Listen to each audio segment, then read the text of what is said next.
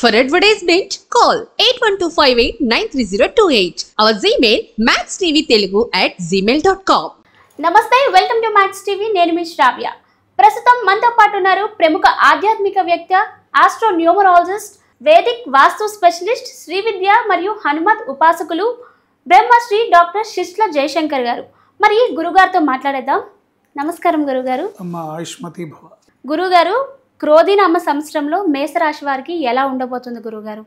మేషరాశి వాళ్ళు అంటే అశ్విని నక్షత్రం 4 పాదాలు, భరణి నక్షత్రం 4 పాదాలు, కృత్తిక 1వ పాదం, వీళ్ళందరూ కూడా మేషరాశి కింద వస్తారు. అట్లాగే CLA ఈ అక్షరాలతో ఇంగ్లీష్లో పేరు మొదలయ్యేవాళ్ళు. అంటే సి అంటే చంద్రబాబు అనుకోండి, ఎల్ అంటే లక్ష్మి, ఏ అంటే అశ్విని లేదా ఆనందరావు, ఇలాంటి పేరు గలవాళ్ళు. అంటే కొంతమందికి డేట్ ఆఫ్ బర్త్ ఏమి తెలియకపోతే వాళ్ళ నామ నక్షత్రం చూసుకుంటారు కాబట్టి వాళ్ళందరూ కూడా ఈ రాశిలోకి వస్తారు. ఈ మేషరాశి వారు క్రోధినామ సంవత్సరంలో వీలైనంత మౌనంగా ఉంటే మంచిది. మోసపోవడం, మోసగింపబడడం జరుగుతుంది. అప్రమత్తంగా ఉండాలి. బుద్ధి బలంతో యోచన చేసి ఒక అడుగు ముందుకేయాలి. ఏ పని చేయాలన్నా ఆచితూచి అడిగేయాలి. తొందరపాటు నిర్ణయాలు, తొందరపాటు పనులు పనికిరావు. సో ఈ మేషరాశి వారు ఈ సంవత్సరం అంతా కూడా చాలా జాగ్రత్తగా ఉండాలి. గురుగారు, మేషరాశి వాళ్ళు తీసుకోవాల్సిన జాగ్రత్తలు ఏంటి గురుగారు? ఈ మేషరాశి వాళ్ళు ఈ సంవత్సరం అంతా కూడా దుర్గామాత ఆరాధన ఎక్కువగా చేయాలి. దుర్గామాత ఆరాధన చేయడం వల్ల వీళ్ళు ఇతరులతో మోసగింపబడకుండా, మోసపోకుండా, ఎక్కడా కూడా వీళ్ళు చేసే పనుల్లో రాంగ్ స్టెప్స్ పడకుండా అన్ని విధాలా బాగుంటారు. తప్పనిసరిగా దుర్గే దుర్గే రక్షిణి నమః అనే మంత్రాన్ని రోజు కనీసం ఒక 108 సార్లు చదువుకోవాలి. అట్లాగే దేవి ఖడ్గమాల స్తోత్రం అని ఉంటుంది.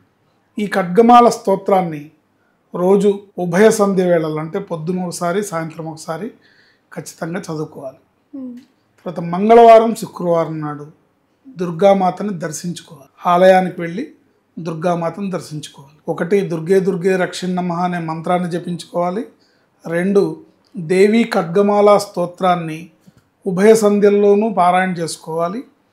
3 ప్రతి మంగళవారం, శుక్రవారం దుర్గామాతని దర్శించి ప్రార్థించడం వల్ల అనేక రకాల సమస్యల నుంచి వీళ్ళు బయటపడే అవకాశం ఉంటుంది.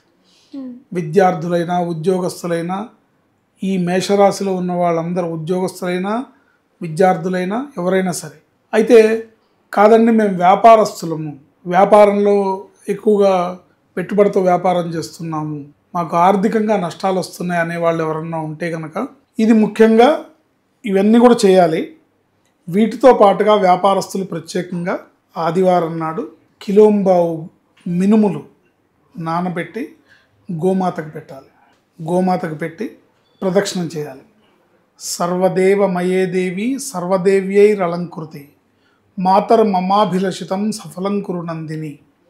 సర్వదేవ మయే దేవి సర్వదేవ్యైరలంకృతి మాతర్మమాభిలషితం సఫలం కురు నందిని అనే ఈ శ్లోకంతో గోమాతకి ప్రదక్షిణం చేసి ప్రతి ఆదివారం నాడు గోవుకి మినుముల్ని దానాగా తినిపించడం వల్ల వీళ్ళకి వ్యాపారంలో నష్టాలు, ఆర్థికపరమైన కష్టాలు, ఇబ్బందులు, చిక్కులు రాకుండా ముందుకు వెళ్ళగలుగుతారు. సో వీళ్ళు, ఈ మేషరాశి వాళ్ళు ఈ సంవత్సరం అంతా కూడా అనవసరమైన వివాదాల్లోకి వెళ్ళకుండా, అంటే వీళ్ళకి సంబంధించిన టాపిక్స్లోకి వెళ్ళకుండా, వీళ్ళకి సంబంధించిన వ్యవహారాల్లో తలదూర్చకుండా ముందుకు వెళ్ళడం చాలా ఉత్తమమైన మార్గం. అంటే వాళ్ళ పనేదో వాళ్ళు చేసుకోవాలి తప్ప తనకి సంబంధం లేని వ్యవహారాల్లో కానీ, ఇతరుల వ్యవహారాల్లో కానీ తలదూర్చడం వల్ల ఇబ్బందికరమైన పరిస్థితుల్ని కొని తెచ్చుకున్నట్టు అవుతుంది. ఎందుకంటే వీళ్ళకి ఎక్కువగా ఈ సంవత్సరం అంతా కూడా వివాదాలు, గొడవలు, అంటే చిన్నగా ఏదన్నా ఒక చిన్న మాట తేడా వచ్చినా కూడా చాలా పెద్ద గొడవ అయిపోయే అవకాశం వీళ్ళకి గ్రహస్థితి రీత్యా ఉంది.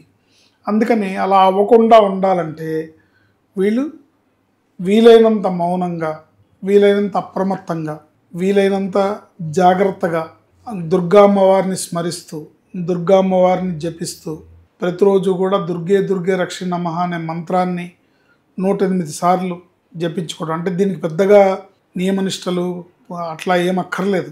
చక్కగా స్నానం చేయగానే మంచి మంచి వస్త్రం కట్టుకొని బొట్టు పెట్టుకొని దుర్గే దుర్గే రక్షిణ నమః, దుర్గే దుర్గే రక్షిణ నమః, దుర్గే దుర్గే రక్షిణ నమః అనే ఈ మంత్రాన్ని వీళ్ళు జపించుకోవడం ద్వారా అనేక రకాలుగా వీళ్ళు ఈ సంవత్సరం కాపాడబడతారు, సేఫ్ జోన్లోకి వస్తారు.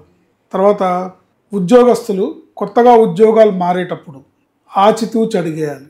అంటే ఇప్పుడు ఇక్కడ ఒక జీతం వస్తుంది, ఇక్కడ 25,000 వస్తుంది, నాకు ఎవరో 45,000 ఇస్తా ఉన్నారు అని బ్లైండ్గా వెళ్ళిపోతే ఈ సంవత్సరం ఇబ్బంది పడే అవకాశం ఉంటుంది. అట్లాగే వ్యాపారస్తులు కూడా కొత్త కొత్త వ్యాపారాలు, కొత్త కొత్త నిర్ణయాలు, కొత్త కొత్త స్టెప్స్ వేయబోయే ముందు 1-2 సార్లు ఆలోచించాలి.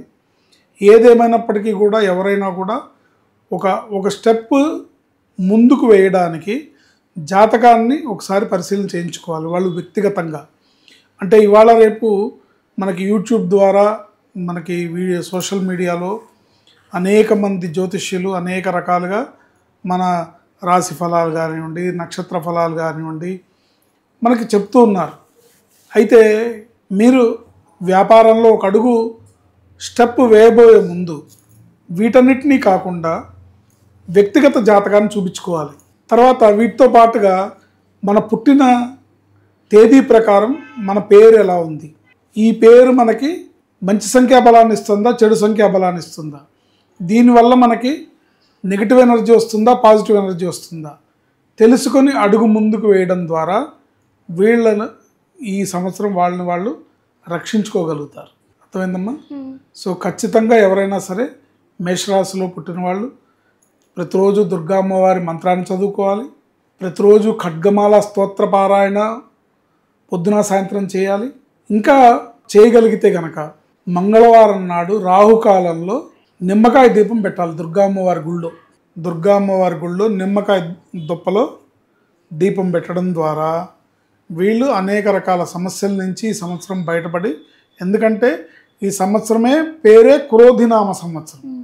ఈ క్రోధినామ సంవత్సరం ఎలా ఉంటుందంటే అనుకోకుండా అప్రయత్నంగానే మామూలుగా మాట్లాడుతూ అప్పటిదాకానే మంచిగానే మాట్లాడుకుంటూ ఉంటారు, వెంటనే ఏదో చిన్న విషయానికి పెద్ద గొడవ వచ్చేస్తుంది.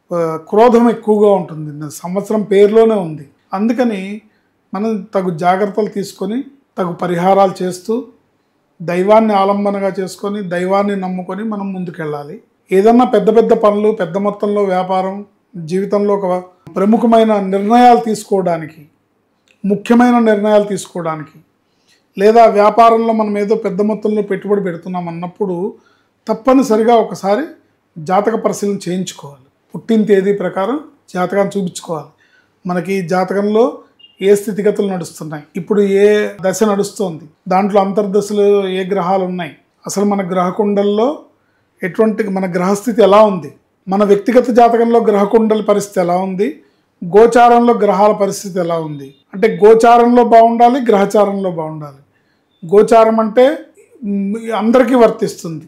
నవగ్రహాలు ఏ స్థానాల్లో ఉన్నాయో వాటి యొక్క ఫలితాలు అందరి జాతకులకి, మేషరాశి వాళ్ళందరికీ వర్తిస్తుంది.